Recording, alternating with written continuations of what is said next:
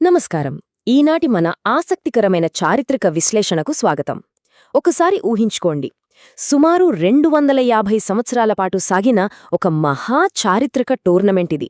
15వ శతాబ్దం చివర్లో ఏకంగా 5 యూరోపియన్ శక్తులు భారతదేశంలోకి ఎంట్రీ ఇచ్చాయి.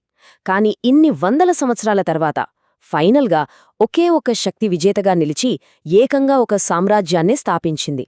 అసలు కేవలం సముద్ర వ్యాపారం కోసం వచ్చినవారు ఒక దేశాన్నే ఎలా తమ గుప్పిట్లోకి తీసుకున్నారో ఈ అద్భుతమైన జర్నీని ఇప్పుడు మనం డీకోడ్ చేద్దాం. ముందుగా ఈ చారిత్రక ఘట్టం తాలూకు భారీ స్థాయిని మనం అర్థం చేసుకోవాలి. ఇది ఓవర్నైట్లో జరిగిన మార్పు కాదు. 1498లో వాస్కోడిగామా రాకతో కేవలం ఒక చిన్న నావికా అన్వేషణగా మొదలైన ఈ ప్రాసెస్ ఎంత వేదంగా, ఎంత భయంకరమైన రాజకీయ ఆక్రమణగా మారిందో చూస్తే నిజంగా ఆశ్చర్యమేస్తుంది. 1757 నాటి ప్లాసీ యుద్ధం, ఆ వెంటనే 1764 బక్సార్ యుద్ధం నాటికి నిన్న మొన్నటిదాకా వ్యాపారులుగా ఉన్నవాళ్లు ఏకంగా ఈ దేశానికే పాలకులైపోయారు. అదెలా జరిగిందనేది నిజంగా ఒక మైండ్ బ్లోయింగ్ కాన్సెప్ట్.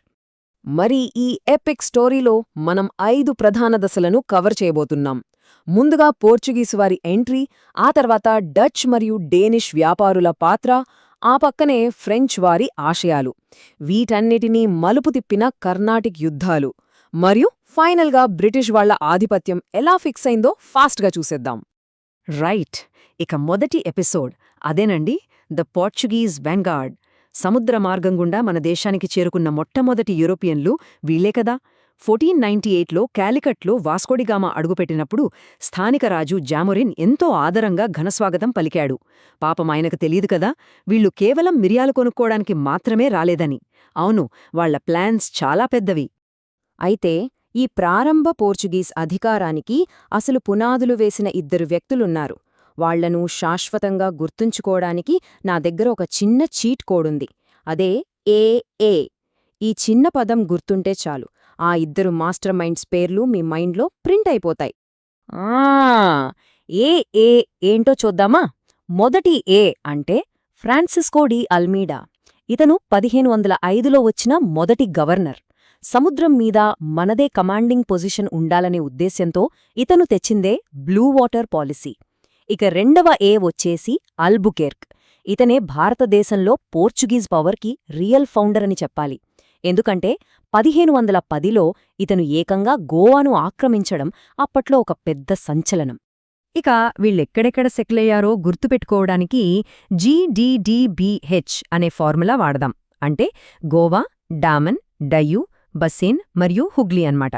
ఇంకో ఇంట్రెస్టింగ్ విషయమేంటంటే ఈరోజు మనం వాడుతున్న పొగాకు, జీడిపప్పు, పైనాపిల్తో పాటు ఆధునిక ప్రింటింగ్ ప్రెస్ను మనకు పరిచయం చేసింది కూడా వీరే.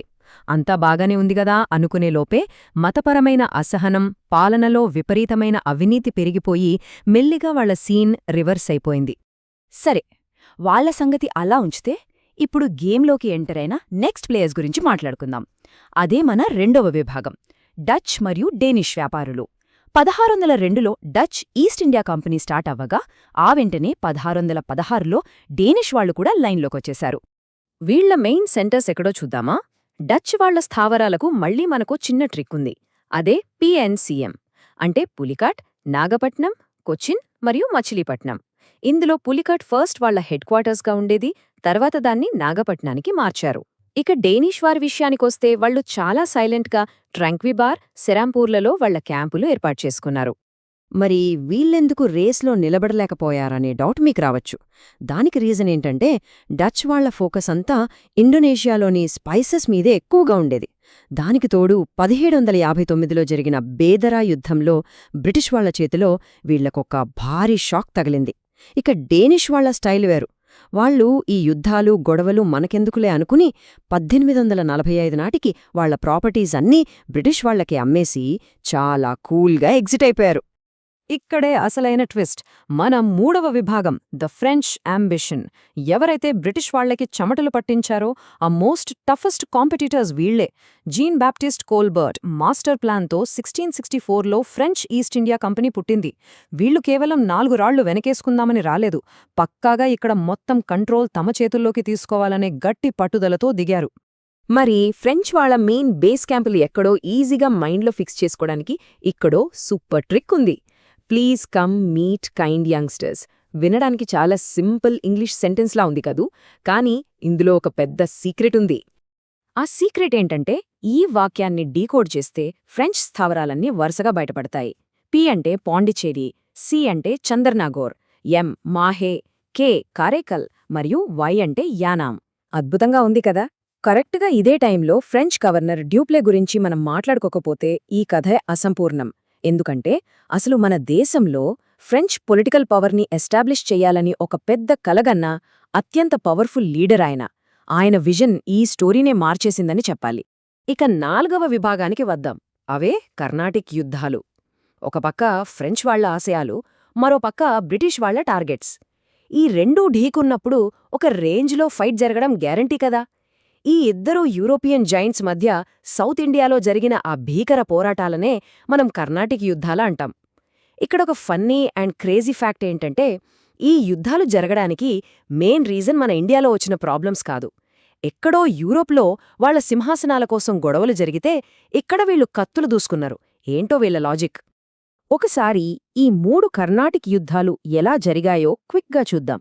మొదటి యుద్ధంలో ఫ్రెంచ్ వాళ్లు మద్రాసును ఆక్రమించేసిన ఎక్స్లా చాపెల్ ట్రీటీతో అది మళ్లీ బ్రిటిష్ వాళ్ల చేతికే వచ్చేసింది. ఇక రెండవ యుద్ధంలో రాబర్ట్ క్లైవ్ అనే బ్రిటిష్ ఆఫీసర్ ఆర్కాట్ను క్యాప్చర్ చేసి బ్రిటిష్ ఆర్మీ సత్తా ఏంటో అందరికీ తెలిసేలా చేశాడు. ఫైనల్గా ద మోస్ట్ క్రూషియల్ 3వ యుద్ధం, అదే వాండివాష్ యుద్ధం. 1760లో జరిగిన ఈ ఫైట్లో బ్రిటిష్ వాళ్లు ఫ్రెంచ్ వాళ్లను ఊడ్చేశారు. ఇక 1763 ప్యారిస్ ఒప్పందంతో ఫ్రెంచ్ వాళ్ల పవర్ కాస్త ఆల్మోస్ట్ జీరో అయిపోయింది. సో ఫైనల్గా మనం 5వ మరియు చివరి విభాగానికి చేరాం, రైజ్ ఆఫ్ బ్రిటిష్ సుప్రమసీ. అవును, ఆ 250 ఏళ్ల గేమ్లో కప్పు కొట్టింది వీళ్లే. 1600వ సంవత్సరంలో అప్పటి బ్రిటిష్ రాణి ఎలిజబెత్ I ఇచ్చిన ఒక చిన్న అప్రూవల్ ఆర్డర్తో మొదలైన వీళ్ల జర్నీ ఏకంగా మన దేశ ముఖచిత్రాన్నే మార్చేసే రేంజ్కి వెళ్ళింది.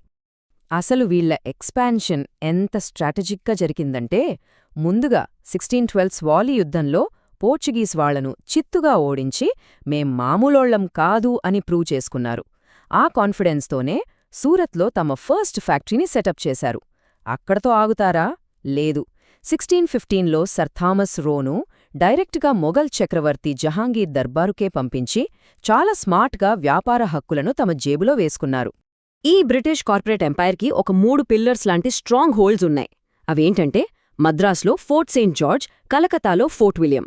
అయితే ఈ మూడింట్లో బాంబే స్టోరీ వింటే మీరు పక్కా షాక్ అవుతారు. ఏంటంటే అప్పటి బ్రిటిష్ రాజైన చార్ల్స్ టూకి ఒక పోర్చుగీస్ యువరాణితో పెళ్లి ఫిక్స్ అయినప్పుడు మన బాంబే నగరాన్ని వాళ్లు వరకట్నంగా ఇచ్చేశారండి. వినడానికి క్రేజీగా ఉంది కదూ. అక్షరాల కట్నంగా ఇచ్చేశారు. ఆ తర్వాత దాన్ని రాజుగారు ఈస్ట్ ఇండియా కంపెనీకి అద్దెకిచ్చేశారనుకోండి, అది వేరే విషయం. అయితే ఇక్కడ మనల్ని మనం అడుక్కోవాల్సిన ఒక లాజికల్ క్వెశ్చన్ ఉంది. ఇన్ని జరుగుతున్నా సరే మన దేశంలో బ్రిటిష్ వాళ్లకు ఎసలు లేని ఆధిపత్యాన్ని, అంటే అల్టిమేట్ సుప్రమసీని తెచ్చిపెట్టిన అసలైన యుద్ధమేది? ఎందుకంటే జస్ట్ పొలిటికల్ పవర్ స్టార్ట్ అవ్వడానికి, మొత్తం సిస్టమ్ని గుప్పిట్లో పెట్టుకోవడానికి చాలా తేడా ఉంది కదా. అదేంటో చూద్దాం. దానికి ఆన్సర్ కావాలంటే ఈ 2 యుద్ధాలను మనం కంపేర్ చేసి చూడాలి. 1757 నాటి ప్లాసీ యుద్ధం చూసుకుంటే అదేం గొప్ప మిలిటరీ విక్టరీ కాదు. కేవలం మీర్ జాఫర్ చేసిన ద్రోహం, వెన్నుపోటు వల్ల బ్రిటిష్ వాళ్లు గెలిచారు. సో అది జస్ట్ ఒక ఫౌండేషన్ మాత్రమే. కాని 1764 బక్సార్ యుద్ధం అలా కాదు బ్రో. ఏకంగా ఒక కంబైన్డ్ ఆర్మీని ఫేస్ టు ఫేస్ ఢీకొట్టి తమ సైనిక సత్తాతో సాధించిన ప్యూర్ విక్టరీ అది. ఈ ఒక్క దెబ్బతో బ్రిటిష్ వాళ్లు బెంగాల్కు అఫీషియల్గా తిరుగులేని పాలకులైపోయారు. సో ఇంతసేపు మనం మాట్లాడుకున్న ఈ బిగ్ హిస్టరీనంతా ఒక్కసారి ఫాస్ట్గా రీకాల్ చేసుకుందాం. యూరోపియన్ కాంపిటీటర్స్ అందర్నీ బ్రిటిష్ వాళ్లు ఎలా ఎలిమినేట్ చేశారో చూడండి. డచ్ వాళ్లను బేదర యుద్ధంలో కొట్టారు. ఫ్రెంచ్ వాళ్లకు వాండివాష్ దగ్గర చెక్ పెట్టారు. ఇక డేనిష్ వాళ్ళైతే వాళ్ళ ఆస్తులు వాళ్లే అమ్ముకుని సైలెంట్గా ప్యాకప్ చెప్పారు. ఇలా ఒక్కొక్కరిని పక్కకు నెట్టేసి ఫైనల్గా బ్రిటిష్ వాళ్లు ఇండియాలో సోలో కింగ్స్లా నిలబడ్డారు. ఈ విశ్లేషణను ముగించే ముందు మనందరిలో ఒక లోతైన ఆలోచనను రేకెత్తించే ప్రశ్న ఒకటుంది. ఎక్కడో సముద్ర తీరాల్లో చిన్న చిన్న ఫ్యాక్టరీలు పెట్టుకుని బిజినెస్ చేసుకుందామనుకున్న వాళ్ళు ఏకంగా ఒక మహా ఉపఖండాన్నే కంట్రోల్ చేసే రేంజ్ సామ్రాజ్యాన్ని ఎలా నిర్మించగలిగారు? జస్ట్ వ్యాపారం కోసమని వచ్చి ఇక్కడి పాలకులనే శాసించే స్థాయికి ఎలా ఎదిగారు? ఈ ఒక్క పాయింట్ని మనం కరెక్ట్గా అర్థం చేసుకుంటే మనం మోడర్న్ హిస్టరీని మరింత డీప్గా అనలైజ్ చేయడానికి అదొక సూపర్ ఫౌండేషన్ అవుతుంది. సరే మరి, ఈ చారిత్రక విశ్లేషణను ఇక్కడతో ఆపుదాం. మరో ఆసక్తికరమైన అంశంతో మళ్ళీ కలుద్దాం. అప్పటి వరకు ఆలోచిస్తూ ఉండండి.